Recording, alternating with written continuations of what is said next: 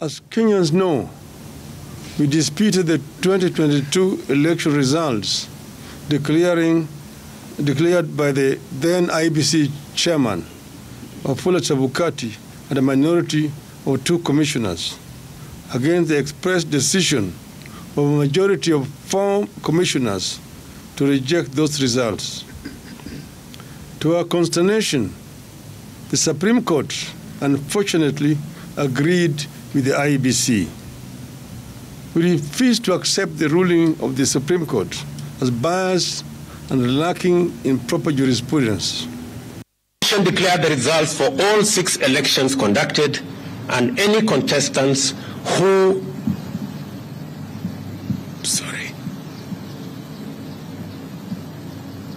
were aggrieved by the outcome had an opportunity to present their grievances to the country's judicial system for arbitration. The Supreme Court of Kenya had and determined with finality the 2022 presidential election dispute and ruled on the petitions that were filed by the aggrieved contestants and their supporters. Right, let me begin with you on this one, Honorable Faramali, because, yes, Raila Odinga had raised 3 key issues: the cost of living, the question of IBC servers, and thirdly, the reconstitution of IBC. So the president is saying for reconstitution of IBC, use the bipartisan approach in Parliament, the IBC servers not responding directly to it, but saying that this matter was resolved with finality at the Supreme Court. But Raila Odinga is still holding to that idea that indeed there were a lot of unfair things that were done. In any case, some 2 days ago, I think it was on Saturday, there was data released that Raila Odinga purports to indicate that he actually won that election, but it was stolen from him. So even if there's this truce, how does it take forward on that particular issue about the 2022 question? Personally, I think largely if we're going to be a nation of laws and a nation of systems, and the systems that arbitrated on the elections are the systems we put in place ourselves. At the time when I was the Deputy Speaker of the National Assembly of Kenya, and the Parliament at that time, there was not any other, there was no Senate. We didn't have upper house. And Raila Odinga was the Prime Minister. We then created the Supreme Court of Kenya. Now that that has been determined fully by the institution, Chebukati was our product. We were part of the process that brought in Chebukati. And all the judges, all the, what they call the commissioners were there. So if as far as I'm concerned, in a nation of laws and rules, that should be behind us. It's a closed chapter. We do have our grievances also now, though. When you have grievances on that, you just talk about for posterity. How do we make the electoral process in this country more fair? You know, how do you ring fence it? A country like India, where you have millions of, hundreds of millions of people voting, and they know it, they follow the elections of everybody as it's happening. As you cast in your vote, people know how many votes this member of this candidate got or this presidential candidate got, and everybody. There's no presidential candidate in their case, it's all members of parliament. We could have done the same also. So we need to invest ourselves in technology to try and get from best practices in the rest of the world and make sure that we have a foolproof election. But be that as it may, now that we've already experienced all that, I mean, we've had this. Right. You know, IPPG, we went out there into the streets and we fought very hard. And we took away the powers of the appointment of 50% of the commissioners and brought them to ourselves. And we appointed them.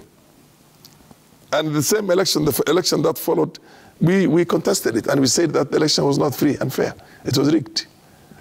We came together right now and created demonstrations and everything else by saying, because the system at that time was a first past post system. Whoever has a simple majority, that combined opposition votes was more than Moi's votes, which was true. But we didn't have a system that says the 50% plus one. We cured that through the Constitution. You understand my point? We cured that through the Constitution. And now we've got the 50 plus one system, which means one has got to have more than 50% of the country. Right. So in my opinion, more than anything else, what we should be looking at is how can we make the next election as safe as possible. Then, of course, we were the ones who were responsible for the Isaac Hassan team. Raila Odinga, myself, Farah Maalim, and everybody who was there, we sanctioned Isaac to become the chair of that thing. Yes. And then, of course, then we claimed that we were rigged and he rigged us out, which I believe he rigged us out. But the system rigged us out. I mean, the way they were that time. So what we need to do is we say, look, we have tried everything.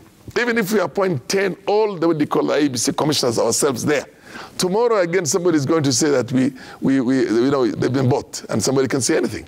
Or they've been influenced in one way or the other. And they are all, we brought in Chebukati. We are the ones who brought him. Gulia, we are the ones who brought him. And again, we still claim that they have done this. You know what I mean? Mm-hmm. So what I'm saying myself is that we have to eliminate the politics of personalities. Personalities. Is there a possibility in Kenya? Kibaki. That's the point. You know, when he says, when we say, for example, in Azimia, our supporters. Mm-hmm. I mean, that is a crap in my as far as when the other side said our supporters. No. We go for elections and we see who has won and we have a foolproof system and we trust the system. We don't trust individuals. Because then what will happen, I'll tell you. And that's why we have this disappointment every other time. I was a young man when we were going through these things. I'm putting together IPPG and had everything. The ECECs, you remember? The NCEC. You remember NCEC? Mm-hmm. And you were in the university that time. I'm sure Ochieng and the rest of them were in the university. Yes. This guy must have been in primary school. We were fighting for change that time. But because we never got the system right, and every time it's a political negotiations, individuals who negotiate for their own expediency, then we still come back to the same, because these two individuals will be friends today, tomorrow they're enemies. Yesterday, Uhuru and Ruto were friends. Today, when we had the elections, they were enemies. They were sworn enemies. The day before, in 2007, Ruto and Raila were in the same side. I think Ruto played more bigger role than anybody else in ODM's elections of 2007. I was an actor, and I was a part of the process that time. Mm-hmm. By 2013, they were not seeing eye to eye. You see what I mean? So even now, they can come together today. How is that going to change the country? You get my point? You talk about the cost of living. Mm-hmm. You know, let's be honest. I am not here as an apologist for anybody. I don't care about any of them. I've said this many times. I don't need Raila. I don't need Ruto. I don't need Uhuru, anybody else to become a member of parliament. I became a member of our parliament from Northeastern Province in 1992 as the only opposition member of parliament that time. Along with another young man who passed on from Mandera. Mm-hmm. Who was actually an independent guy. He was not in an opposition party. Mm-hmm. He was denied the Kanu nomination and he became an independent guy. So today, if I want to go on whatever party, my community will still elect me because the considerations there are not the considerations other people have here in Nairobi. But then I need a system that is foolproof. I need a system that is going to count my votes, not to have different votes that are cast and different votes that are announced. And because we've been through all this time, let us now insist on investing more in technology to make sure that regardless of who is going to be a chair of the IEBC, regardless of who is going to be a commissioner at IEBC, we have a system that cannot be faulted and cannot be cheated. And those systems exist all over the world. Systems. They exist in, yes, we need a system and invest in the system. We don't have to reinvent the wheel. Otherwise, the same way I was counting to you right now, from 1992 to 97 to 2002 to 2007 to 2015, when I was the chairman of the welcoming party for Baba to come back from the States that time, because we couldn't bear life in here. You know, the Jubilee government was just so bad. Right. But then what happened at the end of it? Mm. Did we get any benefits for Kenyans? No. Just the big guys got together. I hear you. And the popular, you see, when things are spontaneous, you have to solve them. For example, devoid of any politicians, any Raila or Farah or anybody else, if the masses just move one day and say this is not acceptable, you have to resolve that problem. Deal with it. Okay. All right. So when the masses are called by a politician, a leader, to come out into the streets, and he leads them, then it's not a popular, what do you call, life or issues of the cost of living and the rest of it. It is a political cause. You understand my point? I hear you. This is what I'm trying to say. Let us not get sucked into this. I hear you. And the final benefits for this would be just for those actors who are there. The people will be taken advantage of tomorrow. I hear you, and I know, Fred, you want for the longest. But Dr. first, what is your take on that? But also, what should you do with the other issues that are not in regards to the reconstitution of IBC? Sam, we are saying this. Yesterday, something happened. And since that thing happened yesterday, we now have room. What we need to ask ourselves is, Kenyans, are we ready for treatment? Are we ready to go towards the treatment direction? So that the story will not be what has been repeated with some people somewhere else, that the Kenyan elections are done with 14 people. 14 people sit to decide, and then 7 people sit to decide IBC, and then 7 people sit to decide who becomes the winner in the name of Supreme Court. So this has been talked from somewhere else. But since what happened yesterday, we ask ourselves today, are we ready to begin a discussion or an argument? An argument is a one-sided talk that will lead towards an individual ecocentric benefits. But a discussion is a talk that people decide their mind, spirit, and soul is in, looking forward to look towards a resolution that's beneficial for all of us. So now where we are right now is, are we ready for discussion? We sit down from today and ask ourselves, do we want to go back to the crap that has been there every 5 years? If not, then we have a way we are capable through discussions to agree, whether it is constitution, it's through dialogue is a must, where we thank God that it's here now. And since the dialogue is there, all those things that have been talked about, the thing they talk of our community, our constituency, can we now bring it together on the table and agree this is the medicine? Please, let's not go the direction again of pain reliever.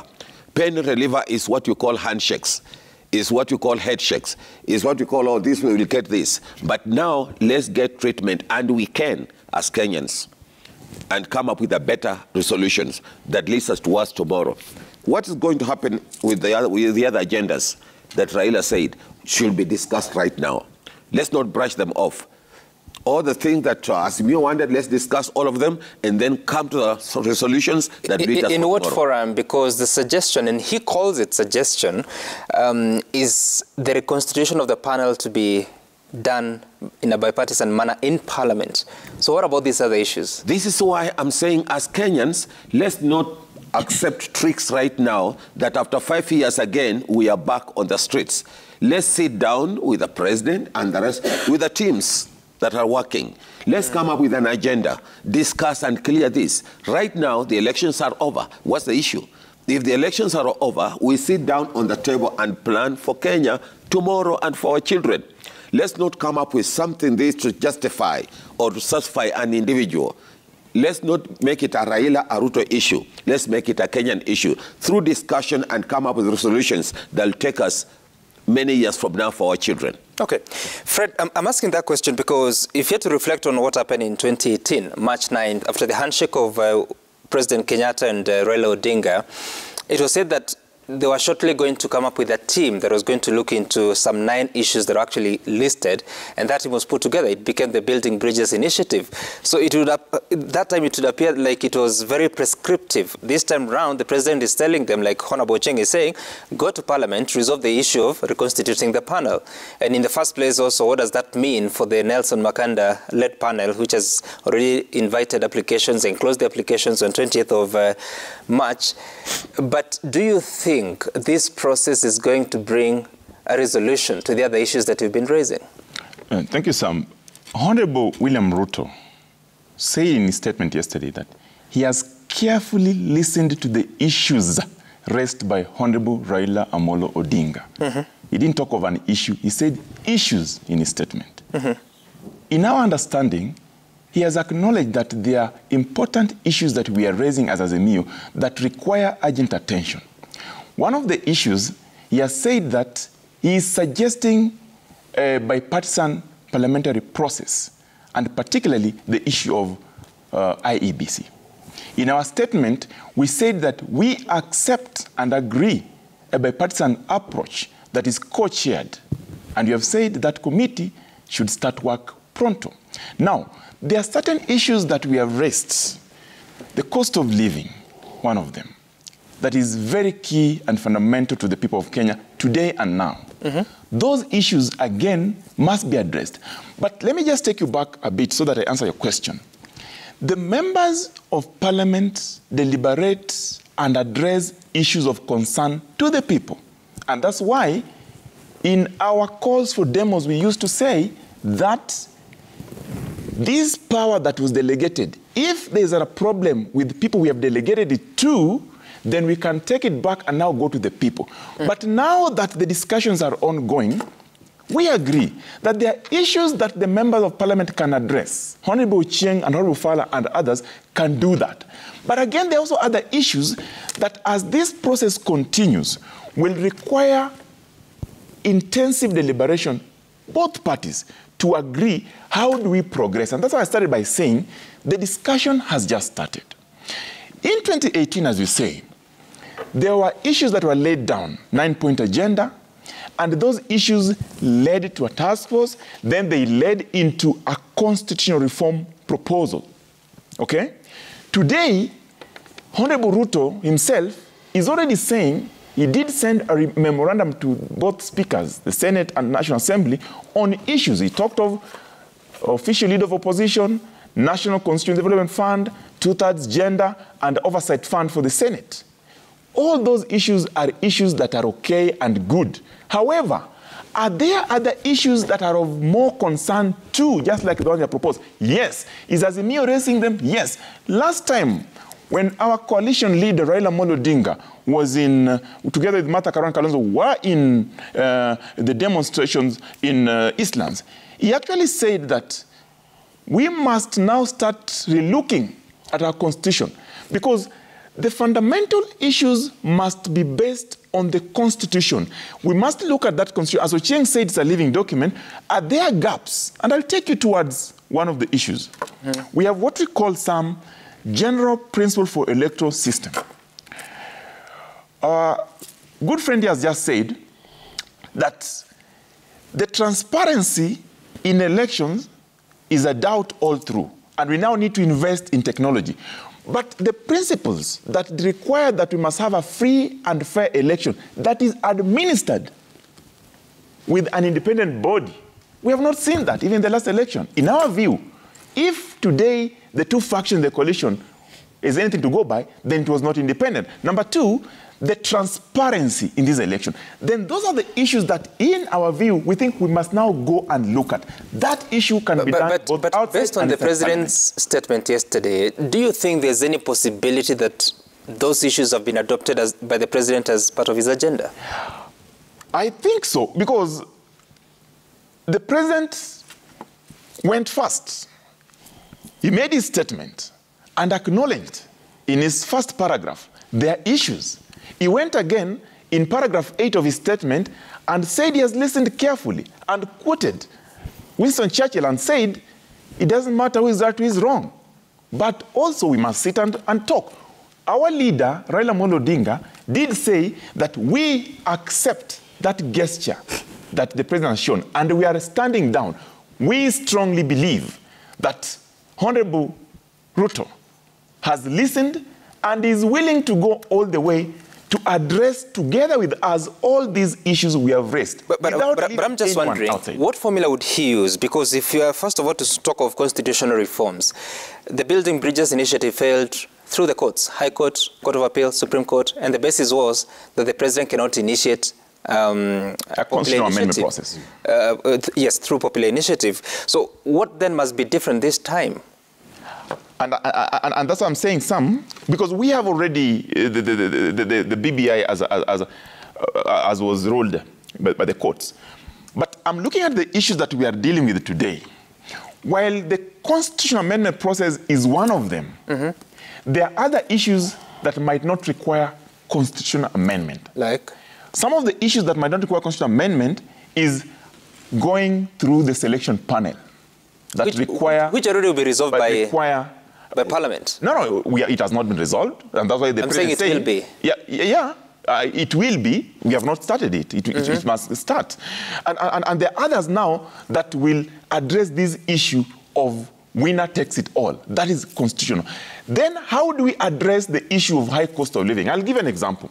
Today, both coalitions, Azimio la Umoja One Kenya and Kenya Kwanza, did present to the people of Kenya their manifestos.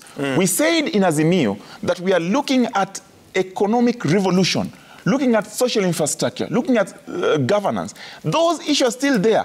If we are going to work in a bipartisan manner, then it also demands that all these issues on formula of address must be looked at from both sides. Okay. Our idea, I hear you, their Fred. idea. I'm just wondering how that will be done, because it appears like the terms of reference by the discussion, president... let me just finish. The discussion has just started. Yeah. These statements were issued yesterday.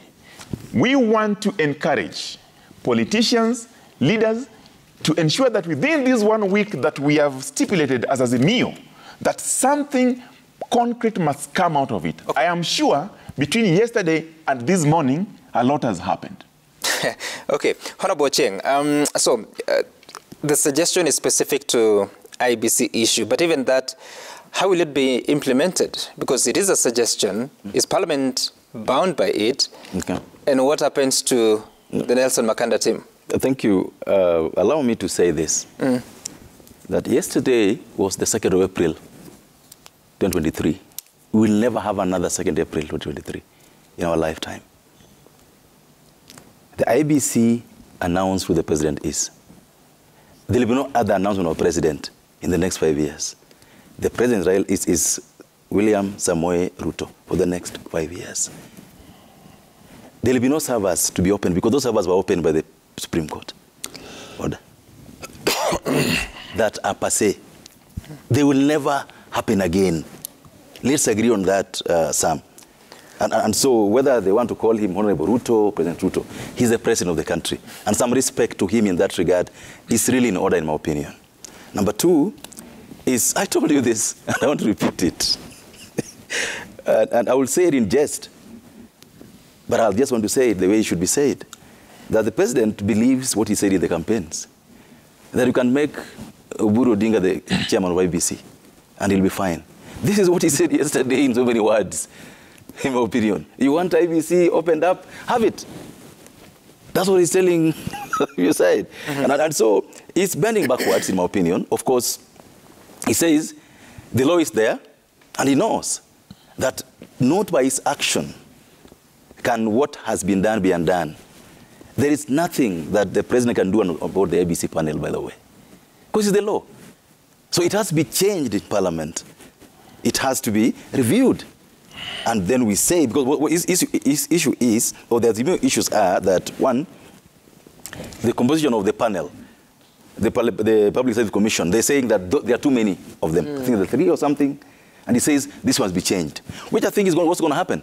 We'll agree that we'll remove, I don't know if we'll remove SUPChem and NCK, or whether we'll remove LSK or remove the employers. But what they're saying is that let's re-look at who sits in the panel. That's what the proposal has been. Let's look at who sits in the panel. And the president is saying, yes, if this is your issue, go to Parliament, agree on how best you want to do this, and which is okay. And he says that where this matter is concerned, my numbers, however many they are, will not count. What will count is what you... And you have to give it to him. He says, once you agree, my numbers will not be the issue. If Parliament agrees that this is how we want the panel to look like, so we say each political party will bring this and all this. And my colleagues have said this, by the way, that it doesn't matter how this is formed. What must happen is that we must hear every Kenyan's voices in this process. One of the issues in the BBI that was a big issue was the proposal that the IBC panel should have political party representatives. You know? That political parties should decide who becomes IBC commissioners. That's okay. What about the parties that will form tomorrow? What about those who are in a political party that don't belong to a political party? Who speaks for them? How do they get their voice into this? What about if we decide in Parliament today and then tomorrow, these that don't belong to Azimio and Kenya Kwanza decide, even us, we don't want that panel you've set up. We are going to the streets. What will happen? And so that's why what Honorable Farah has said, that in everything else we do, and Dr. has said, we must carry the whole country along. Let it not be about the should the Nelson Makanda team stop what they've been doing? Of course, they've been thrown on the bus.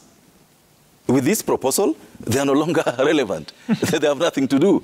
That is reality. That wherever they are, and this I can say, that wherever they are, they should know that their jobs ended yesterday. That's the truth. Because we're going to change the law in Parliament.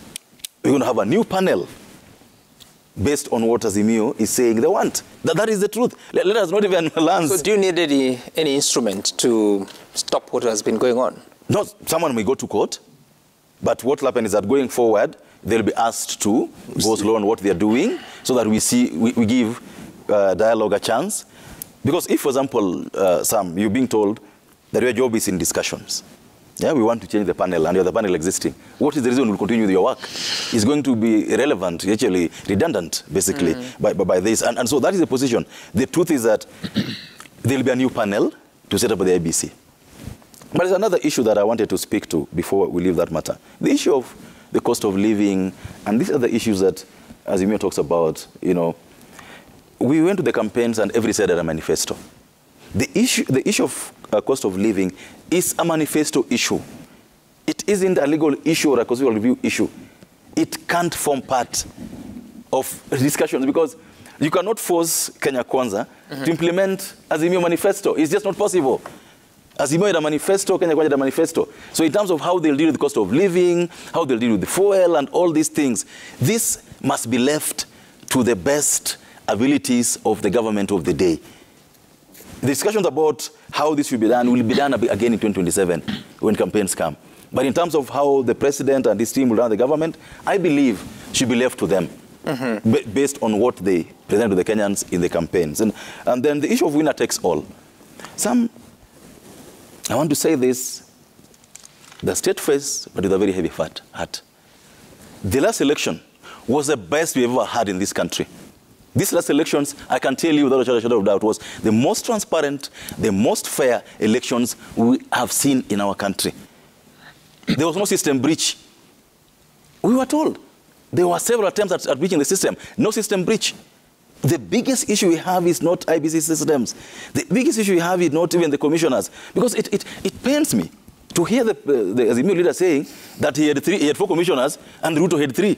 That's not how it works. The commissioners don't decide who wins the elections. They can never change the results how they are. So it doesn't matter, even if 6 commissioners decided that they don't accept the results, and only one said the results are these ones, those will be the results. But the whole world and every observer, I've not had any single observer who said these elections were not fair, were not free. Every observer has said so. And so in terms of electoral transparency, we've come of age. In terms of how systems work, we've come of age. What we lack as a country is trust among each other. It's trust among ourselves. The fact that we don't agree, if it's not how I think, it's not going to be right. But the biggest issue we're going to face in the coming days is the post-truth times. People don't want to accept the truth, that I should have my truth, that I should have his truth, Father should have his truth, friend should have his truth. This phone is a phone. Even if I said it was a bicycle, it won't change into a bicycle. It's going to remain a phone. And so we must accept some facts for they are. And we cannot always want to manufacture our own set of facts. Okay. Facts are facts, and they won't change because you said they're not. Okay, what is it, Dr. Sam, the biggest problem we have in this country is that if we are not careful, as he talks, in Kenya, there is 3 types of truth. With the Christians, we have 1 truth. But the politicians have 3 types of truth. There is my truth, your truth, and their truth. And so long as these politicians tell us their truth, and you don't look for the truth, it will be a mess in Kenya. Number 2, we cannot go the direction of sweeping things under the table and then move on. Please, let's try the much we can at this time. Because graciously, the 2 gentlemen have brought a little bit of peace for now. Kenyans are looking forward to find out what's the next course of action. The next course of action, Kenyans want to hear discussions, not argument to prove who has the better language than the other. Okay. We are looking towards discussion. But he talks about what the problem is. The problem, Sam, is Agenda 4. the Agenda 4 of 2008, the Annan Agenda 4, it is what has messed us completely, because so long as we threw that under the table, and then the Agenda 4 became just another paper, and then Chapter 6 of our Constitution is under the table, that's why we go round and round, because everybody has his own truth. Kila mtu ana ukweli wake. So long as this politician has his truth, and this one, and the Agenda 4 is under the table, we are not getting anywhere. Let's begin a discussion of treatment again through Agenda 4 in Chapter 6. And we'll be getting to a conversation about values shortly. Let's first listen to exactly what the president said in regards to that particular matter of IEBC. The IEBC selection panel and the future process of recruitment of its commissioners could as well be part of a conversation leading to constitutionally and legally binding proposals through a bipartisan parliamentary process. In other words, I am suggesting that the issues that have been raised by our friends on the matter of IEBC, my suggestion is that this matter can be handled in Parliament by a bipartisan parliamentary process so that we can agree on what it is they have an issue with, and we can adjust as is agreed and as necessary. All right, and of course, Raila Odinga was saying that yes, they have yielded to dialogue, but they emphasize that the rights to assemble, demonstrate, petition, and speak are ironclad as provided for in the Constitution, and therefore they reserve the right to call for demonstrations should this process not bear fruit, should there be no meaningful engagement or response from the Honorable Ruto. On our their counter-offer, we resolve to resume our demonstrations after a week. And Honorable Farah Maalim, I'm just wondering, because we know the composition of the selection panel, that you have the Parliamentary Service Commission producing 2 nominees, LSK 1 person, Interreligious Council 2, the Political Parties Liaison Committee 1, and the Public Service Commission 1.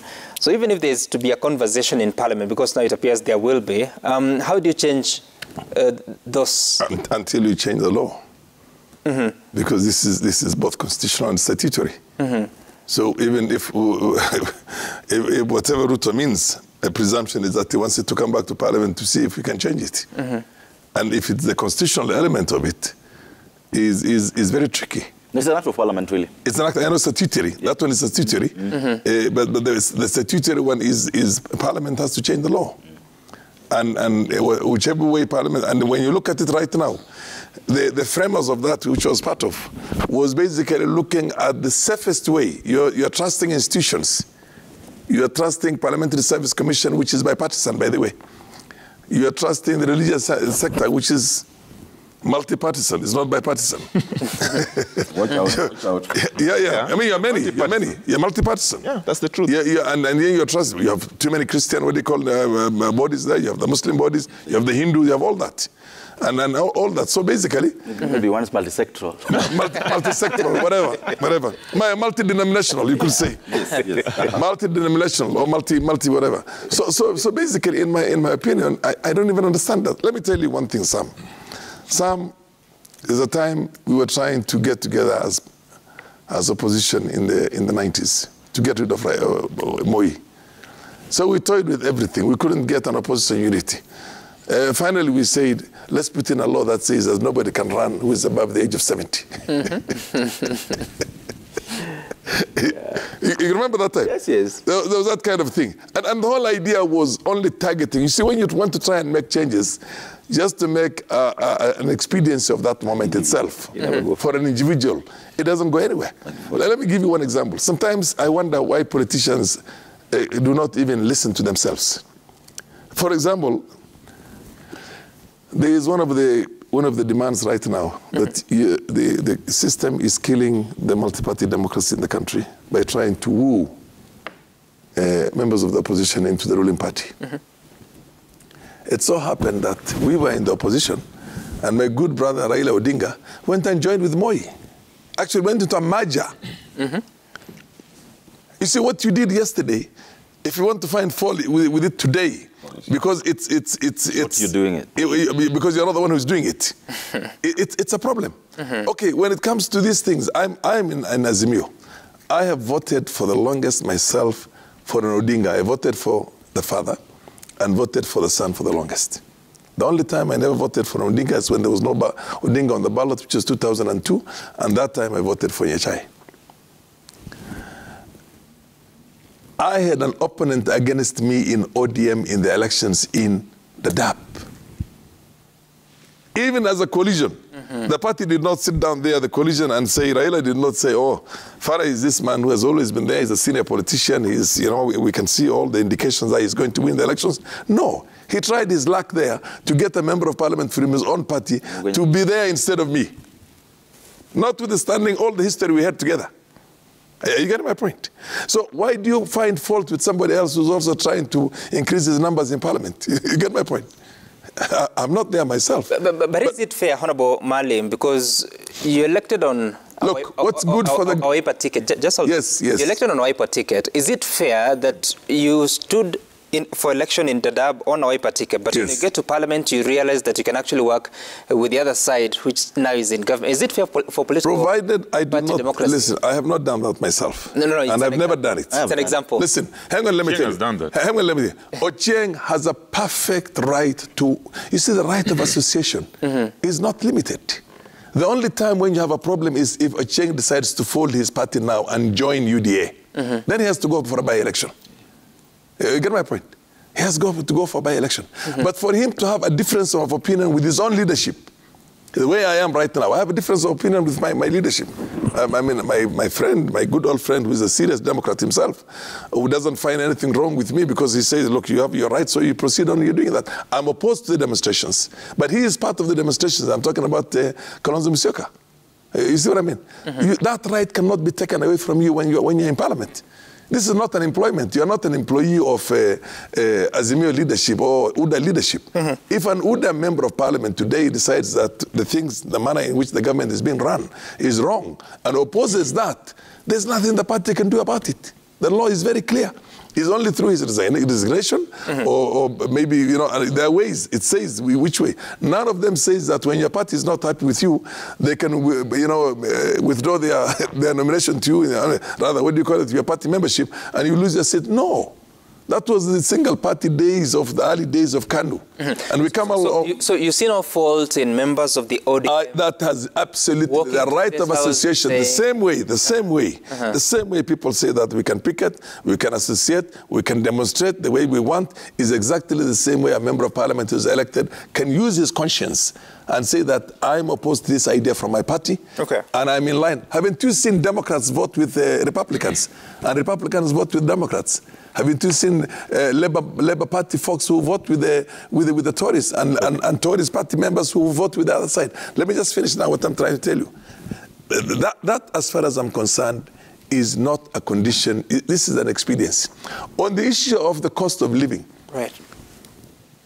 the cost of living was high in the last government. You can say it has not come down.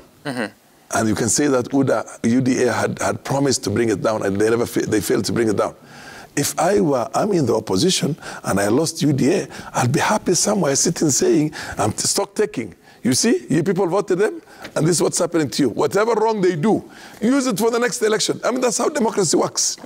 But you do not come there. The people who are going to hold them to their promises are the supporters of UDA, not you. You can't say, you promise this, you must deliver. You promise this, you must deliver. If you don't deliver, we're going to do that. No, you are not there. You promise it when you... And then let me tell you one thing. When you're in government, you have a right to appoint who you want. You have a right to sack who you want. You have a right to avoid. Use that for the next election. For example, in 2007, when we came to as ODM, sorry, in 2002, I remember very well, 8,000 Kalenjin employees of the ex-telecoms and Posta and the rest of them were retrenched. 8,000? 8,000 of them were retrenched by the Kibaki government, by what was called that time the Mount Kenya, whatever, mafia. I don't call them mafia, but the Mount Kenya clique was there. And immediately they disposed of those people. Then they created the openings and employed their people as much as they can. You see what I mean? As much as they can. So when somebody is going to employ cars, that's a political appointment. I can't say that I'm missing my man in there, so you have no legitimacy being in office. No. In democracy, you appoint who you want, who you think can serve your own policy, your own manifesto, who can help you win the election back again. You're not going to appoint from the other side, because if you fail to appoint from the other side, somebody says. So what I'm trying to say, basically, I don't even see that wholesale, the things that used to be done by Uhuru's government. You know, Uhuru government, for the longest, was appointing everybody, and the only people who will never be appointed will be people from my region. You see what I mean? Others have convictions. So what I'm trying to say, is that, look, let us not fault for people for what you have been doing yesterday yourself, and let's look at the country. And when we look at the country... I don't know what you mean that President Kenyatta was appointing everyone else but someone from your community. No. I mean, look at the kind of appointments he used to make. He would make 10 or 15 MPs, what do you call them, ambassadors, and you will not see a single person from the north. For example, I don't find any faults with him. That is his right. Let him do it. Okay. You see what I mean? He will appoint every directors and boards and everybody else, and look at the appointments he used to make. Even during Kibaki's time. I remember one time, I was in Parliament as a Deputy Speaker. We went there were interviews that were done for NEMA. Number one was from my region. He actually became an MP, Abdikadir, later on. And Michuki said no. He appointed somebody from his own community. We tried to discuss that in Parliament. And the question is, look, this is the government. And if they want somebody, they want somebody. You can't force them. Is that the right thing? Shouldn't even if you have... Look, we tried to come up under this new constitutional framework of 2010. That some kind of the face of Kenya has got to be there. But how much of the face of Kenya was there? Go back to all the appointments Uhuru did towards the end before he left office. And tell me how many other Kenyans were there other than people from his own region and a few sprinkling to appease the people from Luo Nyanza. You go back to it now. We didn't find fault in it. We said this is his turn. That's okay. And when the blue chips companies, all the blue chips companies that were headed by Kalenjins, Kenya Pipeline, and all the rest of them, they threw them out. National Oil Corporation, they threw them out, and they replaced with their own people. But everybody sat back and said, look, when you're in government, it is your prerogative to do it. But the good thing in a democracy, you're only there for a short period of time, a maximum of 10 years. After that, somebody else will come. And of course, Honorable... And the balance is going to be done again. Honorable Farah Maalim, of course, at the end of the day, Kenyans, the 50 million of them, come from different communities. Are they 45 or even more now? Let's look back and listen to something that was said by the Deputy President on Saturday, on the eve of what happened yesterday. If they stop their bad manners and call of violence, we can have a sitting with only one agenda. One, to discuss the exit of Raila Odinga from the Kenyan political space and permanent retirement. Now, you listen to that, and Fred, I'm just wondering, so a lot of bile has been spilled the past few weeks. Absolutely. What happens? What lessons must we pick from that so that now there appears to be something that is bringing these new trajectories together? What must we do to work on our ethics and how we manage public affairs and political affairs? You know, Sam, I agree with your observation. Some of these people speaking are state officers who have been bestowed authority by the public in trust. And if you look at the manner in which they conduct themselves, you actually ask yourself if indeed they respect the provisions of leadership and integrity. Some of them don't.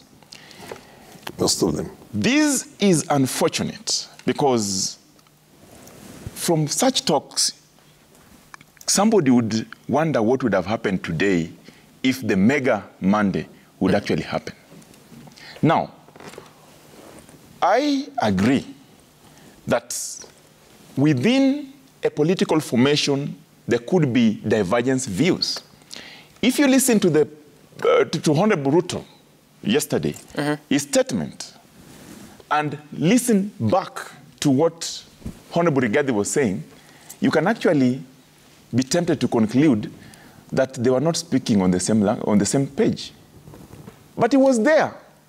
When Honorable Ruto was reading this statement, he was there. So I want to believe that as we are now, he has also backed down on some of these threats that he's issued. You cannot say that the discussion you're going to have, Sam, is a discussion that will remove somebody from the political scene once and for all. We have got political rights stipulated in the Constitution, and those rights are rights that are enjoyed by all of us. And therefore, to that extent, I find fault in him saying that. And again, we saw what he said about the media. The media are free to air within the law and within their code of conduct. They have been doing that. But we saw an attempt to threaten them. Honorable Ruto had to come out and say, no, even if they are biased, we shall respect and protect them. And that's what we want to see. So going forward, as we look towards a meaningful engagement as Azimio, because we have said these engagements must be meaningful so that the people of Kenya realize what they want as a change. Those meaningful engagements will also happen when we don't have such sentiments from leaders that people respect. And lastly, the values that we exercise, the national values, cuts across, whether it is Azimio, whether it's Kenya Kwanza. My good friend, Honorable Ochieng of Ugenya, did say that, interestingly, Honorable Ochieng and Orofara campaigned on the platform of Azimio. I saw them selling Azimio agenda on the platform. Yes. And that binds them. The issues of good governance, issues of economic revolution, issues of social infrastructure, they sold that. To date, they are still members of Azimio, other than Ochieng, who has said him is now in Kenya Kwanza. But look, the issue with the public who trusted you then because you articulated the manifesto and ideals of a political formation called Azimio, they still believe that that's what you should go and deliberate and address in Parliament.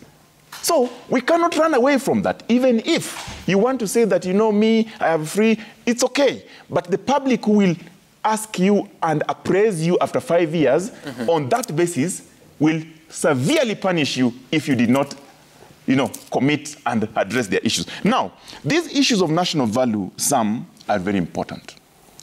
And at a time when we are now going into a bipartisan approach that will require sobriety, that will require the leaders to sit down and dialogue, not to talk at each other, but to talk with each other, then we must tone down on political rhetorics that we have seen that is threatening the public, threatening the media, and the police brutality that we witnessed. Because Honorable Ruto, in his first paragraph, acknowledged we have seen such violence. Okay. And I want to agree that let's tone down that and apply ourselves to honesty, democracy, and all these of accountability that we consider our national values in Article 10.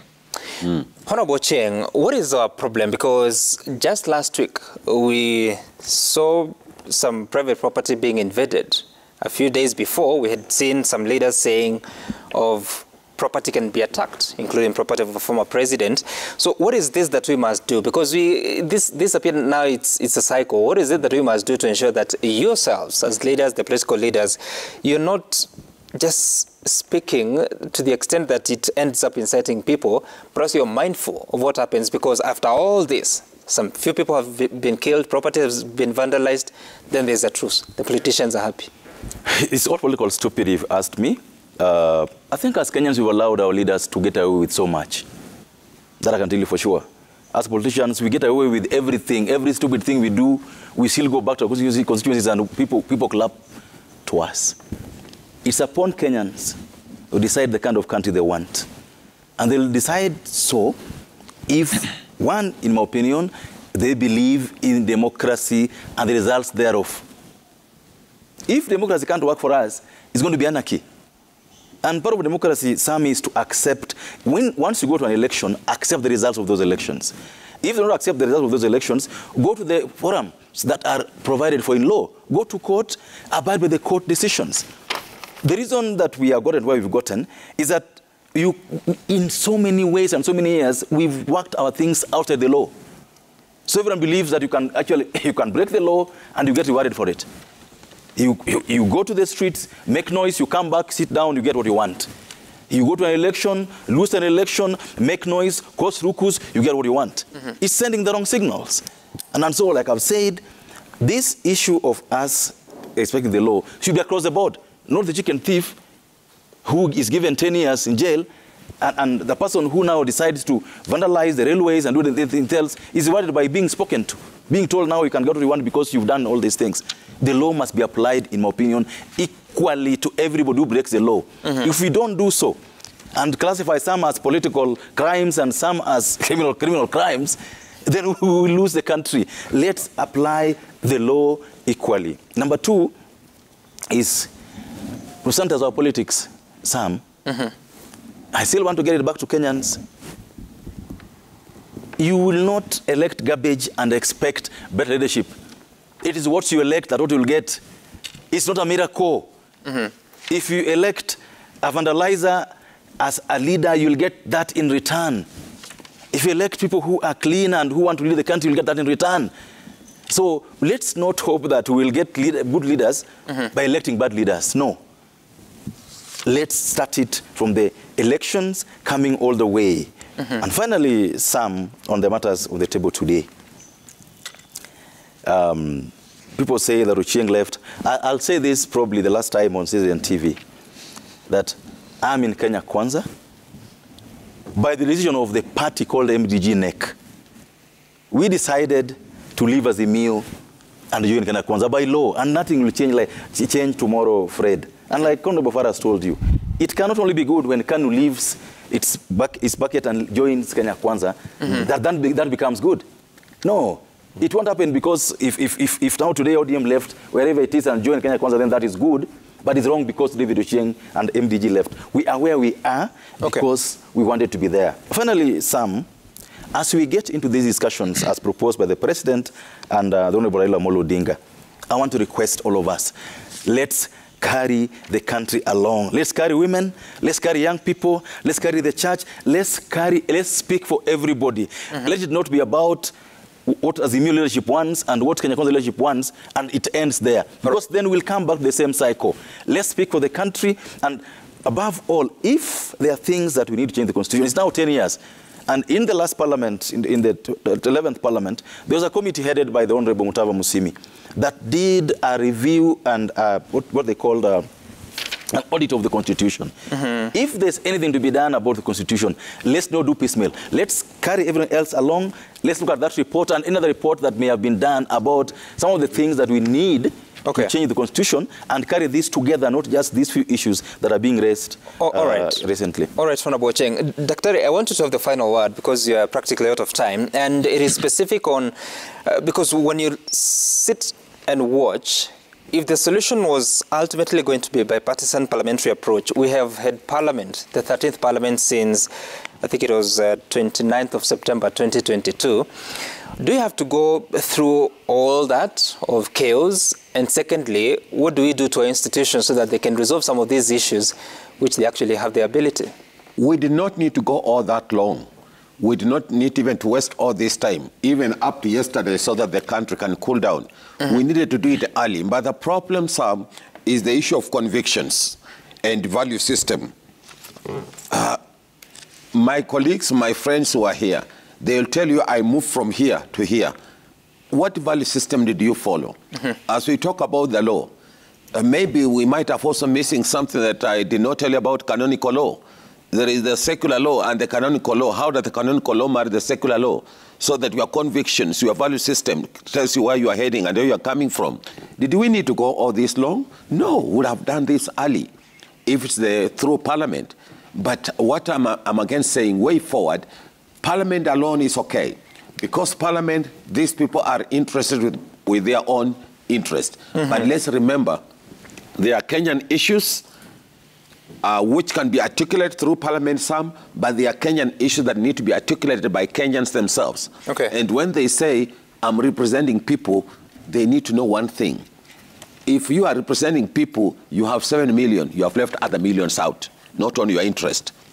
And so let's talk about Kenya, not their interest alone. All right, I hear you. Let's take a look at the feedback that has come to us via Twitter, Citizen TV Kenya, Sam Gituku, and SMS line 22422 on what Kenyans are saying this morning. We start with Alfredo Bengo, who is saying that the headliners from both sides of the political divide should not look at issues on the table from the lens of those supporting Ruto or Raila. It shouldn't be a contest between those opposing and supporting someone.